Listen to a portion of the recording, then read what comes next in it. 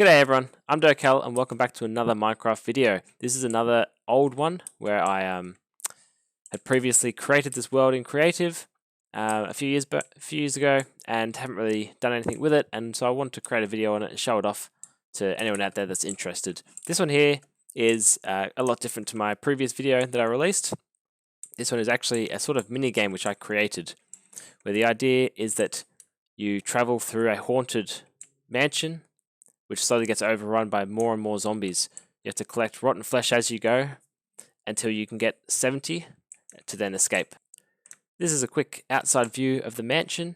It doesn't look like much from the outside, but it's all the interior is done, and that's the whole point of this mini game, is that you're inside the mansion, traveling through it, trying to survive, trying to escape at the end.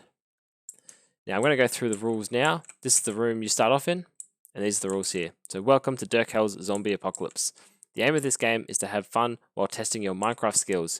You must search the mansion looking for rotten flesh. A total of 70 flesh must be acquired in order to escape. Villagers will spawn constantly, and you can trade with them for food and gear as you see fit. This game will only really be challenging the first few times you play it, so make sure you don't cheat and go hard starting from your first attempt. It's important that you put it on hard difficulty, or keep it on hard difficulty, and that you stay in survival mode the whole game. And you don't do any cheating, which is over here. So rules. So randomly zombies will start spawning, and shortly after you'll be overrun. This is because the zombies will start turning all of the villages that are spawned into zombie villages unless you can take care of the zombies really quickly, which you won't be able to do because of how large the mansion is. So you have to be quick with what you're doing and smart, and and collect rotten flesh as you go. So there's three main rules. One is no breaking blocks except spider webs. 2 is no killing of villagers, because if you kill the villagers, then that'll stop the zombies being able to turn them into zombie villagers, which is then unfair and not part of the game. 3, do not open or take anything from dispensers or droppers. That's because the dispensers and droppers are the ones that have the zombie and villager spawn eggs in them that will be spawning zombies and villagers throughout the game, so you can't take them out of it because that's just cheating again. Make sure you eat before going in, and then you stand on the moss block and click the button, and yeah, so good luck with that. So this is the moss block here, and you press that button there to start. Eat some cake before you go in. Make sure your health, your hunger bars are maxed out. In this box, this is your box of goodies to bring with you. There's some leather armor, a wooden sword. You can use some bottle of enchanting to give yourself some experience levels at the start. That way, if you find an enchanting book, you can then enchant your gear with those levels you've acquired. There's some emeralds to do some trading with villagers.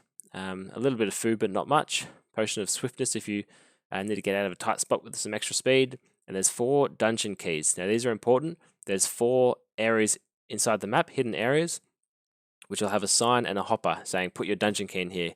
If you put your dungeon key inside that hopper, it will then unlock a secret entrance or a secret area inside the mansion. So yeah, they're important to have your dungeon balls ready on hand. So don't bring anything else with you other than what's in this chest. And yeah, so PS, look out for all the hidden treasures. There's a lot of hidden treasures in the game. Now, quickly to show a bit of what's going on here. Once you press that button, a clock starts, which constantly starts sending out redstone signals around the mansion, which activates all the droppers throughout the map, and they have a chance of either spawning a villager or spawning a zombie. Most of the time they'll be spawning villagers, but every now and then one will spawn a zombie. When they spawn a zombie, the zombies then start killing the villagers and turning them into more zombie villagers, and that's how you start to get overrun. There might be 40 villagers inside the dungeon, inside the mansion, but all of a sudden if they all get turned into zombies, now there's 40 zombies you have to deal with. And yeah, it's quite easy to get overrun and killed. There's also lots of secrets throughout the dungeon, little hidden corners where you can find extra boxes with better weapons and better armor. A few books of enchanting which you can use to enchant your weapons and armor as well. So there's need some anvils and some experience points to help you out there as well. There's definitely a lack of food. You'll definitely run out of food as you go. You'll have to trade with villagers to get more food or find more food in chests. You have to trade with villagers to get better weapons and armor as well if you want. You'll start off with a few emeralds. There's a room there's a library here, which is quite spooky and dark to get into. There's the main level. Then up on the second level, there's the master bedroom, and then a bunch of other side bedrooms. And there's an ensuite as well. and a few little tricks and hidden locations around the map. And then there's also an attic up there. So good luck if you want to go up there. And then there's also a bit of a basement level which is hard to get to, but if you if you find some of the secrets, you can get to them. So this is what a typical dispenser looks like. It's got what, 3, 6, it's got 9 villager spawn eggs and 1 zombie spawn egg. So it's a random chance what gets spawned, but most of the time it'll be a zombie, it'll be a villager until they get down to less and less. And then eventually the zombie will get spawned. Once the zombie gets spawned, it's then going to run around and start killing those villagers and turning them into zombie villagers. That's why the longer the game goes on, the more zombies you're going to have to deal with. There is an ultimate timer of the game. I won't disclose how long this goes for, but essentially these are just hopper clocks that keep running down until they get to the end. Once they get to the end, there's a little surprise that's going to enter the mansion and most likely kill you. So watch out for that. You don't want to hang around inside the mansion too long. You want to collect your rotten flesh and get out. Inside the mansion at the end, these are what we call the front doors.